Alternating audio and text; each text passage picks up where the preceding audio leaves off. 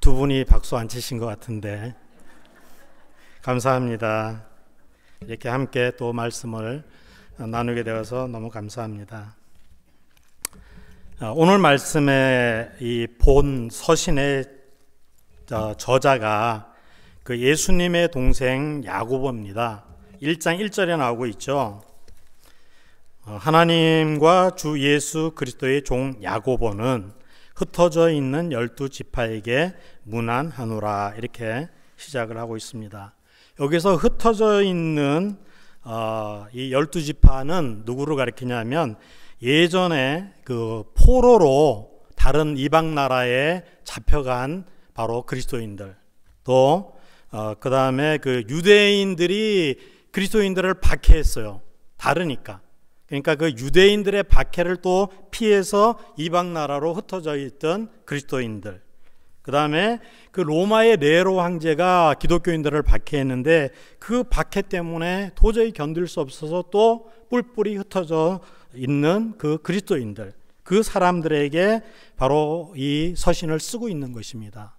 왜냐하면 그들이 당하는 정말 말로 할 수 없는 많은 고난과 환난과 고통이 있었기 때문에 그들에게 이제 그 시험을 잘 이기고 예수님이 다시 재림하실 텐데 그 재림의 신앙을 가지고 승리하라라고 이 편지를 쓰고 있는 것입니다. 이 교훈의 말씀은 2000년 전에 흘러 없어진 말씀이 아니라 오늘 2022년 또 2월 6일에 우리에게도 동일한 말씀으로 주어지는 것입니다. 그렇기 때문에 이 말씀의 교훈을 우리가 다시 한번 새기는 복된 시간이 되기를 주님의 이름으로 축복합니다.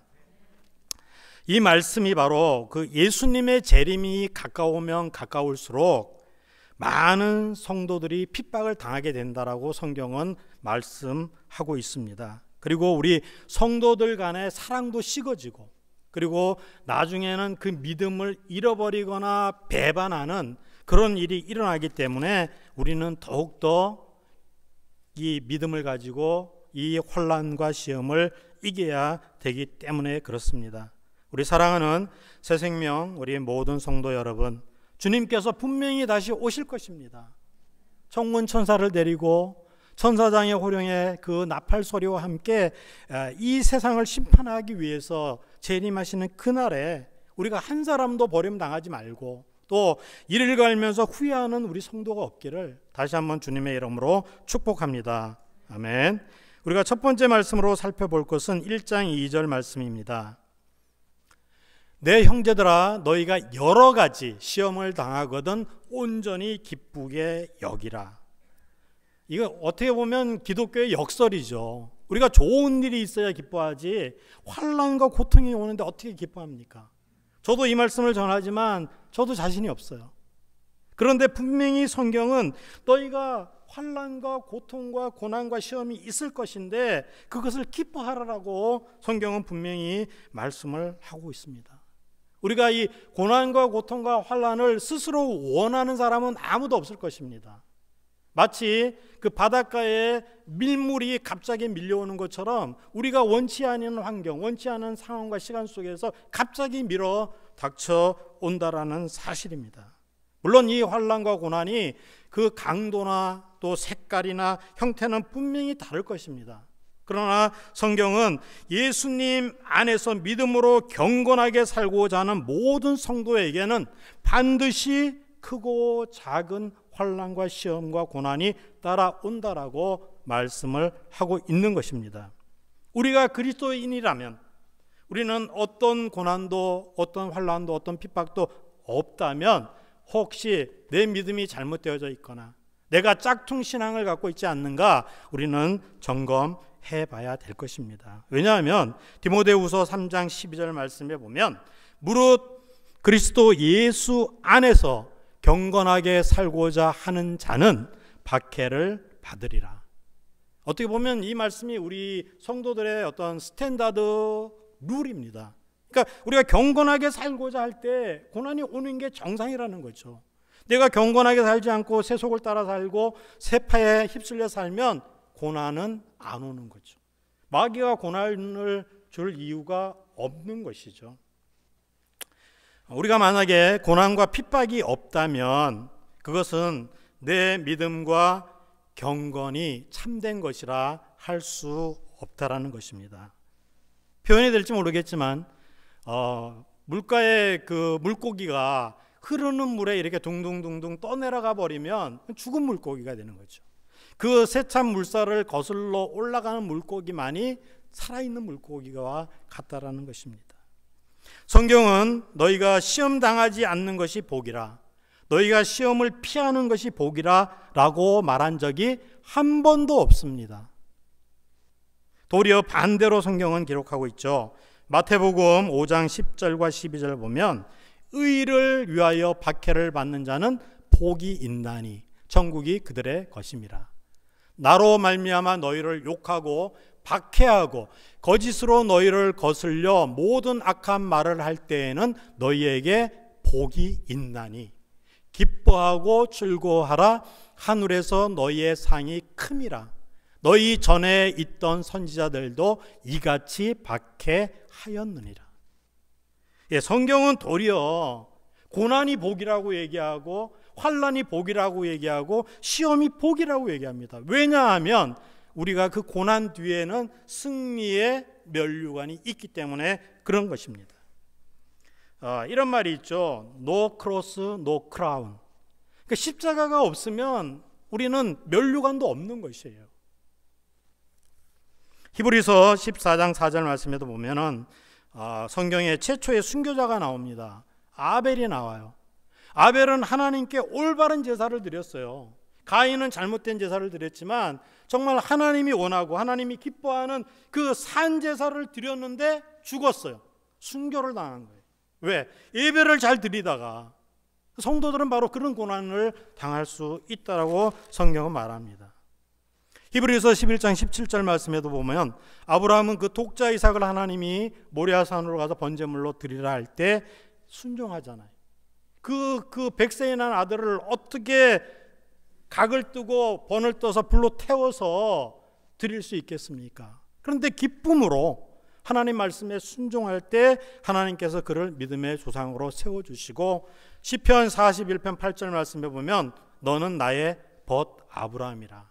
하나님의 벗이라는 상급까지도 받았던 것을 우리가 볼 수가 있는 것입니다.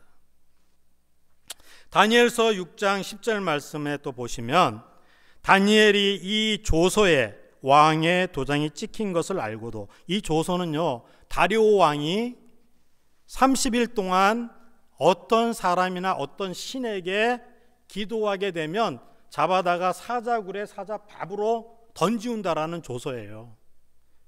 근데 이 다니엘은 그 왕의 도장이 찍힌 것을 알고도 자기 집에 돌아가서는 윗방에 올라가서 창문을 활짝 열고 전에 하던 대로 하루 3번씩 무릎을 꿇고 하나님 앞에 기도했다고 얘기합니다. 이거는 무엇입니까? 나는 죽겠다라는 거예요. 창문을 닫고 기도해도 모르는데 활짝 열어놓고 그 정족들에게 다 보라고, 나는 이제 사자의 밥이 되겠다라고 기도한 거예요. 근데 그 기도할 때 뭐라고 얘기합니까? 그의 하나님께 감사의 기도를 했다고 얘기합니다. 하나님, 내가 이제 하나님 때문에 사자밥이 될 텐데 내가 감사합니다. 다니엘은 시험과 고통을 피하지 않았습니다. 기쁨과 당당함으로 사자굴에 걸어 들어갔어요. 그 결과가 어떻게 되었습니까? 하나님께서 사자의 입을 봉하셔서 무사히 나오게 하시고 그를 모함했던 모든 정적들은 다리오 왕이 다 사자굴에 집어넣으라 할 때 사자들이 그 사람들의 뼈까지 다 부서뜨려서 먹었다라고 성경은 기록을 하고 있습니다. 하나님께서 허락하시는 이 시험은 진노가 아닙니다. 도리어 하나님의 사랑이라는 거예요. 바로 하나님은 우리들에게 주어지는 그 시험을 통해서 우리의 믿음이 한 단계 한 단계 더 성숙되고 더욱더 연단되고 자라나기를 원하는 것을 우리가 볼 수 있다는 것이죠. 욥기 23장 10절 말씀에 보면 나의 가는 길을 오직 그가 아시나니 그가 나를 단련하신 후에는 내가 정금같이 나오리라, 순금같이 나오리라. 순도 99.9999%의 순전한 금이 된다라고 성경은 말합니다. 우리가 잘 아는 대로 욥은 어떤 사람입니까? 동방의 의인이었어요. 그리고 하나님이 인정한 사람이고, 아니 나가서 마귀가 인정했지 않습니까? 마귀가 그 욥을 시험할 때 하나님께 찾아가서 허락을 받아내요. 하나님, 그 욥이 하나님을 잘 믿고 잘 섬기고 하는 것은 하나님이 많은 복을 줘서 자녀도 많이 주고 그 재물을 정말 동방의 최고 부자로 많이 주셔서 그가 하나님을 섬기는 것입니다. 그럴 때 하나님이 그러면 네가 테스트를 해보라.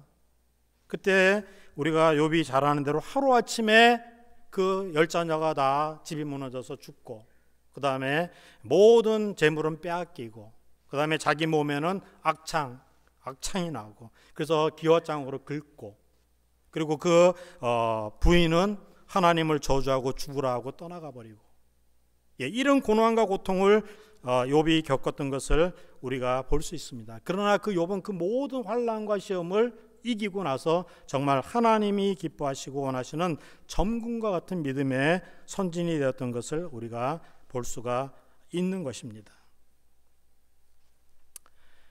우리가 잘 아는 대로 이처럼 이 고난과 시험을 통해서 우리의 신앙은 더 순수해지게 되는 것입니다. 그리고 정금과 같이 연단되고 단련되어지는 것을 우리가 볼 수가 있는 것입니다. 바로 우리의 신앙이 정금과 같이 단련되기 위해서는 바로 용광로라는, 그리고 풀무불이라는 그런 뜨거운 고통과 환난과 고난을 이겨야지만 가능하다는 것을 우리가 볼 수 있습니다. 사실 우리 가운데 찾아오는 여러 가지 시험과 환난과 고통이 있지요. 그래서 우리는 가정에 어떤 갈등이 있을 수 있고, 남편과 아내의 그 믿음의 시험으로 인한 갈등, 또 친정과 시덕으로 인한 갈등, 또 내가 그 믿음을 가지고 직장 생활하는데 상사와 동료들 간의 그런 갈등, 또 가정의 재정 문제로 인한 갈등, 또 자녀, 학업, 여러 가지, 그리고 우리가 원치 아니하는 그런 병마, 우리가 잘 아는 대로 우리가 이 코로나 팬데믹으로 인해서 거의 3년을 고통당하고 있습니다. 우리가 원치 않았잖아요. 근데 이런 시험과 시련과 환난이 우리들에게 온다라는 거예요. 그러나 이것을 우리가 기쁨으로 감당하게 되면 결국 하나님이 우리를 더 성숙하게, 온전하게, 하나님이 기뻐하시고 원하시는 사람으로 만들어 간다는 것을 믿으시기를 바랍니다. 아멘. 우리가 잘 아는 대로 그 유다가 하나님 앞에 범죄를 계속합니다. 그때 하나님은 하박국이라는 선지자를 보내어서 그 이스라엘을 심판하실 것을 얘기합니다. 근데 그 유다를 심판하기 위해서 이 세상에서 가장 악한 바벨론을 들어서 사용합니다. 이 바벨론은 정말 사납고 무자비하고 사람들을 다 포로로 이 코를 갈고리를 끼워가지고 끌고 갈 정도로 잔인한 그런 족속입니다. 그때 이 하박국 선지자가 고백을 하고 있습니다. 하박국 3장 17절 18절에 비록 무화과 나무가 무성하지 못하며 포도나무에 열매가 없으며 감람나무에 소출이 없으며 밭에 먹을 식물이 없으며 우리의 양이 없으며 외양간에 소가 없을지라도 나는 여호와로 말미암아 즐거워하며 기뻐하리로라. 성도들의 이 믿음의 신앙의 고백이 바로 이런 고백이 돼야 되는 것을 우리가 믿으시기를 주님의 이름으로 축복합니다. 우리가 두 번째 말씀을 함께 나누겠습니다. 3절 4절 말씀을 보시기 바랍니다. 인내를 온전히 이루라, 이렇게 교훈을 하고 있습니다. 온전히 이루라. 이 인내를 온전히 이루라는 말씀은 중도에 포기하거나 좌절하지 말고 끝까지 견디어 승리하라, 그런 말씀입니다. 로마서 5장 3절 4절 말씀에 다만 이뿐 아니라 우리가 환난 중에도 즐거워하나니 이는 환난은 인내를, 인내는 연단을, 연단은 소망을 이루는 줄 알미니라. 여러분 혹시 알고 계십니까? 세계에서 가장 조급하고 참지 못하고 빨리빨리 뭐든지 해결하는 민족이 있습니다. 누구죠? 우리입니다. 한국 사람입니다. 코리아노죠, 코리아노. 한국 사람입니다.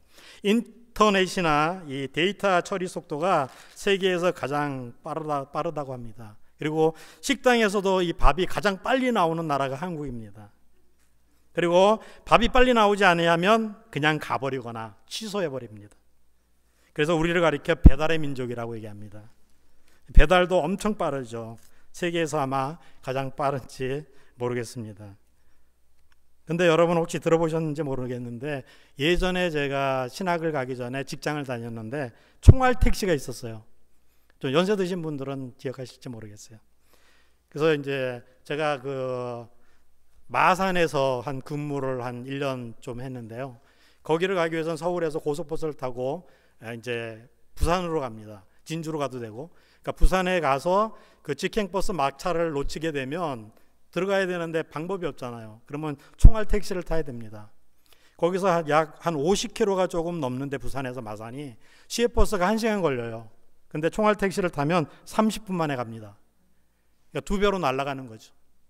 그러니까 이 빠른 거를 우리가 정말 좋아하는 민족인 것 같습니다. 그래서 우리는 뭐든지 빨리빨리 해결하려고 합니다. 물론 빨리빨리 해결해서 좋은 점도 있지요. 그러나 우리가 하나님보다 빨리빨리 해버리면 해결하는 것이 아니라 도리어 반칙을 하게 되는 것이고 하나님 앞에 불법을 행하게 되는 것을 우리는 기억해야 됩니다. 우리 주님보다 앞서지 말자고 아까 찬양을 했어요. 주님보다 절대로 우리는 앞서면 안 됩니다. 하나님이 앞서가시면 우리는 그 뒤를 따라가면 되는 것입니다. 주님께서 원하시는 것이 무엇이냐면 바로 인내를 하는 거예요. 인내라는 말은 바로 머무르는 것이에요. 이 단어에서 나왔습니다. 우리가 잘 아는 그 안중근 의사가 쓴 인내라는 글씨가 있어요. 아마 옥중에서 쓰신 것 같아요. 인내, 저게 인내 한문의 인내인데요. 이것이 우리나라 보물 569호라고 합니다. 그러니까 옥중에 갇힌 분도 인내하는데 우리가 인내하지 못할 것이 무엇이 있겠습니까? 혹시 여러분들이 알고 계신 나무 중에서 주목이라는 나무가 있습니다. 주목.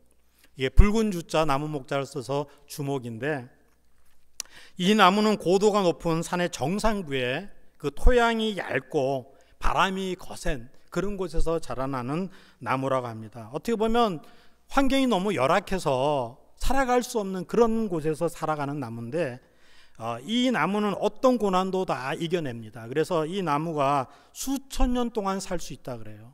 그래서 그런 말이 있습니다. 살아서 1000년, 죽어서 1000년. 주목을 가리켜 이렇게 얘기합니다. 바로 이 주목은 정말 이 좋은 재질을 갖고 있고 또 붉은색을 띠고 있기 때문에 아주 값지고 귀한 가구로 만들어져서 사용되어져 가는 걸 볼 수 있습니다. 바로 대들보로 쓴다라는 것이죠. 그런데 만약에 어떤 나무가 조급하고 촐싹거리고 있다면 그것은 마당을 쓰는 빗자루만도 못할 것입니다. 우리의 믿음과 우리의 신앙, 이것도 역시 마찬가지라는 거죠. 하나님은 정말 그곳에 머무르고 인내하고 참고 기다리고 모든 환난과 시험을 이겨내는 그런 성도들을 가장 귀하고 값지게 사용한다라는 것입니다. 바로 성도의 성숙함은 저절로 되어지지 않습니다. 인내를 통해서 이루어지는 것입니다. 인내는 우리가 선택사항이 아니라 필수사항인 것을 우리가 볼 수 있습니다. 여러분, 갈라디아서 5장 22절과 23절에 보면 성령의 9가지 열매가 나오죠. 거기에 보면 사랑과 희락과 화평과 오래 참음과 네 번째 성령의 열매가 바로 인내입니다. 인내. 우리가 원치 않은 환경, 또 고난의 상황, 절망의 순간 가운데서도 우리는 기다리고 참을 줄 알아야 하는 것입니다. 우리 현대인을 가리켜서 인내력이 부족하다 이렇게 얘기합니다. 또 기다릴 줄을 모른다 얘기합니다. 그리고 조급증이 많다 얘기합니다. 즉각적인 만족을 원하고 빠른 성취를 원합니다. 그래서 한국에 보면 속성 과정이라는 과정이 생겨났어요. 그래서 우리가 운전도 속성, 미용도 속성, 제빵도 속성, 또 어학도 속성, 피아노도 속성. 그러나 신앙에는 속성이 없습니다. 우리는 절대로 속성으로 신앙생활을 잘할 수 없다라는 것입니다. 스탠포드 대학의 미셀 박사는 이런 말을 했습니다. 인생의 성공과 실패를 결정하는 중요한 요인은 즉각적인 만족을 지연시키는 능력이다. 되게 어렵게 얘기했는데요, 인내가 성공이다, 그런 말이에요. 인내하는 사람이 성공하는 것이지 인내하지 못하는 사람은 성공할 수 없다라는 말씀입니다. 하나님께서도 사용하는 사람이 마찬가지예요. 하나님은 인내하는 사람을 들어서 귀하게 사용하시는 것입니다. 요셉이라는 사람이 있습니다. 우리가 잘 아는 꿈쟁이죠. 요셉은 그 17살에 형들의 미움을 받아서 그 아라비안 장사꾼들에게 인신매매 당해서 팔려가요. 그래서 어디로 갑니까? 그 애굽의 보디발 장군의 종으로 들어갑니다. 거기서 그는 종살이를 무려 25살까지 합니다. 그때 또 그 주인 여자의 유혹을 받아서 억울하게 이제는 감옥으로 갑니다. 바로 왕의 감옥으로 가죠. 거기서 또 옥살이를 또 2년 합니다.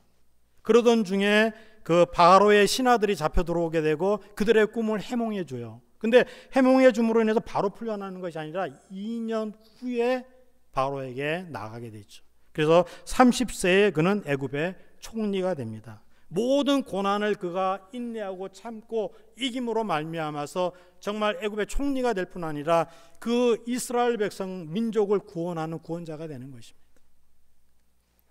우리가 잘 아는 또 이스라엘을 영도했던 모세를 기억할 겁니다.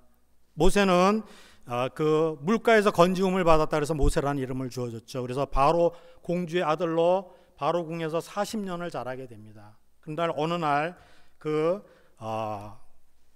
이집트 군인이 자기 동족을 학살하는 것을 보고 결국에는 쳐 죽이고 도망가지 않습니까? 그래서 40세의 광야로, 미디안 광야로 도망간 후에 40년 동안 모진 환난과 고통 가운데 훈련과 연단을 받습니다. 그리고 80세에 호렙산에서, 시내산에서 하나님을 만나게 되고 하나님의 음성을 듣게 되고 이제 그가 하나님의 종으로 쓰임받아서 120년 동안 이스라엘 백성들을 인도하는 인도자의 삶을 살았던 것을 우리는 기억합니다. 바로 그가 인내가 없었다면 그런 위대한 지도자가 될 수 없었다는 것입니다. 사랑하는 성도 여러분, 우리가 고난과 환난과 혹시 시험 중에 계십니까? 인내하시기를 주님의 이름으로 축복합니다. 우리가 이 고난의 순간, 시련의 순간, 환난의 순간을 빨리 지나가게 해달라 기도하지 마십시오. 그리고 이것을 피하게 해달라고도 기도하지 마십시오. 하나님, 내가 인내할 수 있도록 해달라고 기도하시길 바랍니다. 인내를 통해서 이것을 이겨나가게 해달라고 그 고난과 맞서 싸워 이기시는 저와 여러분이 되시기를 바랍니다. 바로 인내가 소망이 되는 것은 우리에게 확실한 미래가 약속되어 있기 때문에 그렇습니다. 오늘 본문 4절 말씀해 보시면 인내를 온전히 이루라. 이는 너희로 온전하고 구비하여 조금도 부족함이 없게 하려 함이라. 하나님이 우리를 만드시기 위해서 환난을 주고 시험을 주고 인내하게 하시는 걸 볼 수 있습니다. 여러분, 도자기를 아시죠? 도자기. 원래는 그 도자기는 도기와 자기를 합친 말이 도자기입니다. 도기는 그릇을 구울 때 1300도 뜨거운 불 이하로 구워야 도기가 되고 1300도에서 1500도 뜨거운 불로 구울 때 자기가 된다고 합니다. 그래서 합쳐서 우리는 도자기라고 얘기하죠. 그러니까 이 그릇이 그런 고온의 뜨거운 열기를 견디지 못하면 좋은 도자기가 될 수 없는 것이에요. 그래서 성경에 보면 우리 하나님은 토기장이, 우리는 그릇이라고 얘기하지 않습니까? 그래서 하나님이 우리를 명품 그릇으로, 도자기 그릇으로 빚기 위해서 고난을 주는 거예요. 그러니까 고난을 불평하거나 원망하거나 좌절하지 마시고 이 고난을 줄 때 하나님이 나를 만들어 가시는구나, 나를 더 성숙해 하시는구나, 나를 명품으로 만드시는구나 하고 우리가 믿고 기도하시기를 주님의 이름으로 축복합니다. 인내는 그리스도인들의 사명을 다 감당하기까지 견디도록 도와주게 되는 것입니다. 그리고 우리가 이 인내는 우리 사명을 다 감당하게 되면 면류관을 주신다라고 성경은 말씀하고 있습니다. 그래서 그런 말이 있죠. 인내는 쓰고 열매는 달다. 루소가 했다고 합니다. 그리고 고진감래라는 말이 있습니다. 고생 끝에 낙이 오는데 바로 우리 그리스도인들이 그렇다는 거예요. 이 세 번째 말씀으로 말씀을 전합니다. 5절 말씀을 함께 보시면 기도로 지혜를 구하라 이렇게 말씀하고 있습니다. 우리 성도들의 기도의 대상은 바로 우리에게 지혜를 주시는 그 사람을 만드신 하나님입니다. 하나님. 우리 한번 볼까요? 1장 5절. 너희 중에 누구든지 지혜가 부족하거든 모든 사람에게 후히 주시고 꾸짖지 아니하시는 하나님께 구하라. 그리하면 주시리라. 우리가 받지 못하는 것은 뭐라고 얘기합니까? 구하지 않기 때문에. 두드리라. 두드려야 문이 열리죠. 우리가 필요한 것을 하나님이 다 알고 계세요. 그런데 우리가 구하지 않고 두드리지 아니하면 주시지 않는 것이죠. 여러분, 기도의 대상은 누구냐면 하나님입니다. 하나님 한 분 외에는 이 세상에 어떤 사물도 인간도 신도 기도의 대상이 될 수가 없습니다. 나무로 깎은 것을 목상, 정으로 돌을 쪼아한 것을 석상, 쇳물을 부어 만드는 것을 동상, 그리고 현대인들이 가장 좋아하는 것은 만몬. 만몬이 무엇입니까? 재물이에요. 돈입니다. 요즘에는 돈보다 더 좋아하는 것이 있죠. 비트코인.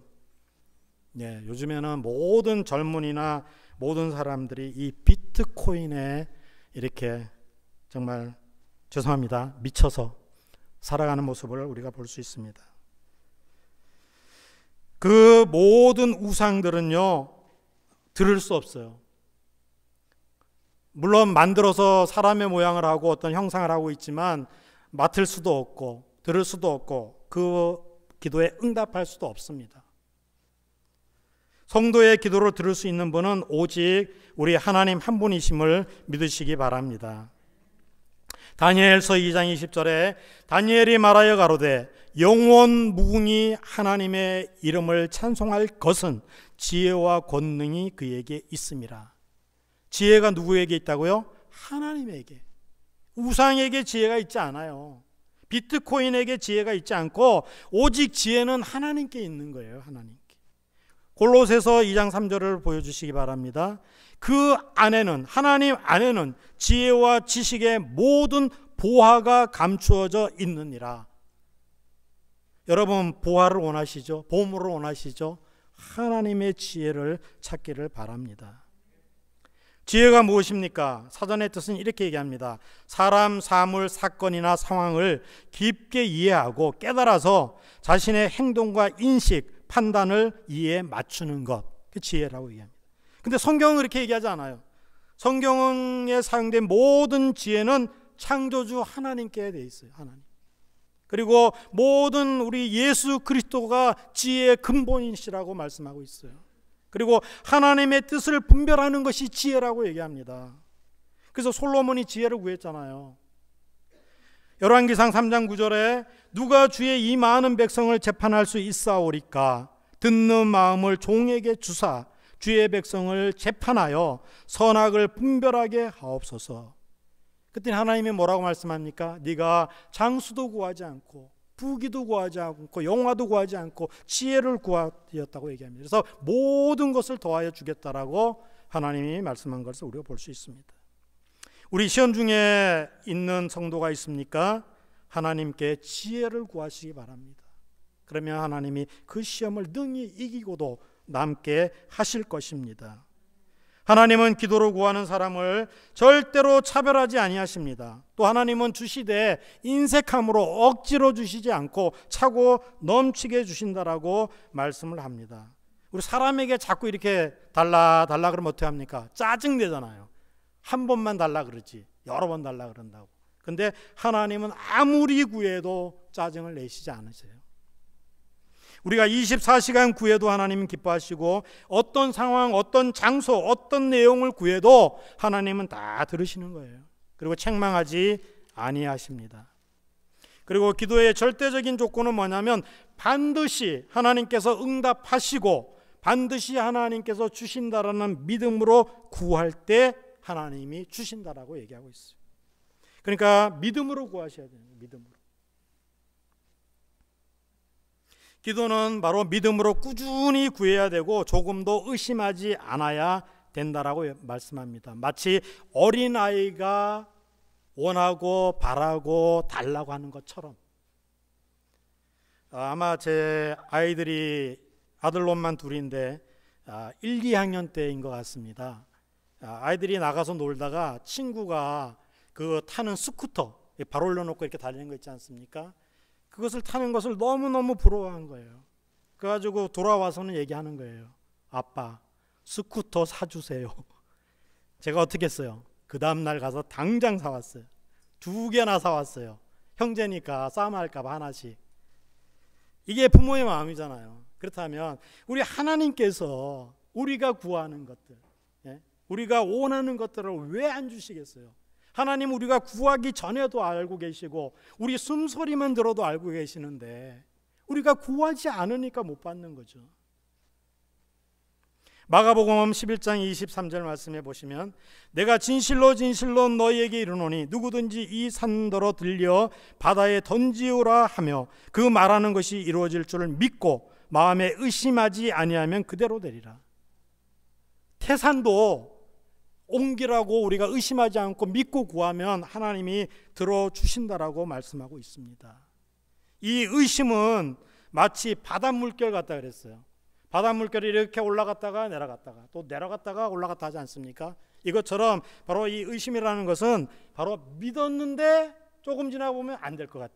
의심하는 거죠. 의심했다가 지나고 보면 하나님이 또 해주실 것 같아. 또 믿어요. 그러다가 또 안 될 것 같아. 이렇게 의심하고 믿었다 의심하고 믿었다 이렇게 파도처럼 하면 하나님은 그 기도를 응답하지 않는다는 거예요. 딱 믿어야 되는 거예요.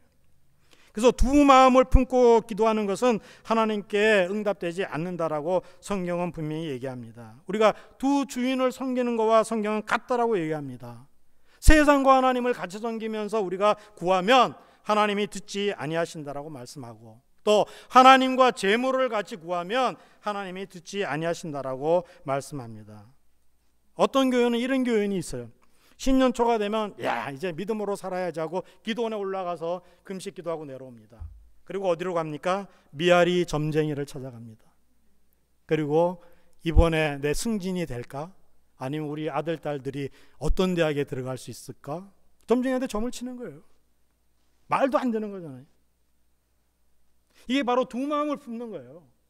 하나님과 세상, 하나님과 재물, 하나님과 만몬 이런 마음을 가지고 기도하면 절대로 하나님은 응답하시지 아니한다라고 말씀을 하고 계십니다. 누가복음 16장 13절 말씀입니다. 집 하인이 두 주인을 섬길 수 없나니 혹 이를 미워하고 저를 사랑하거나 혹 이를 중히 여기고 저를 경히 여길 것임이니라. 너희가 하나님과 재물을 겸하여 섬길 수 없느니라. 하나님과 재물을 겸하여 섬기는 죄를 간음죄라고 성경은 말씀하고 있습니다.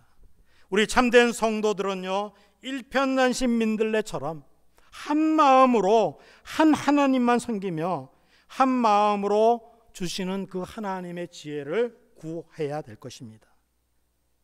마가복음 11장 24절 말씀으로 말씀을 마칩니다.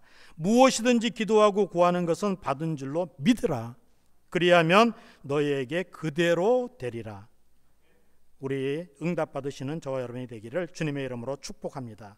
아멘. 기도하겠습니다. 사랑의 하나님 감사합니다.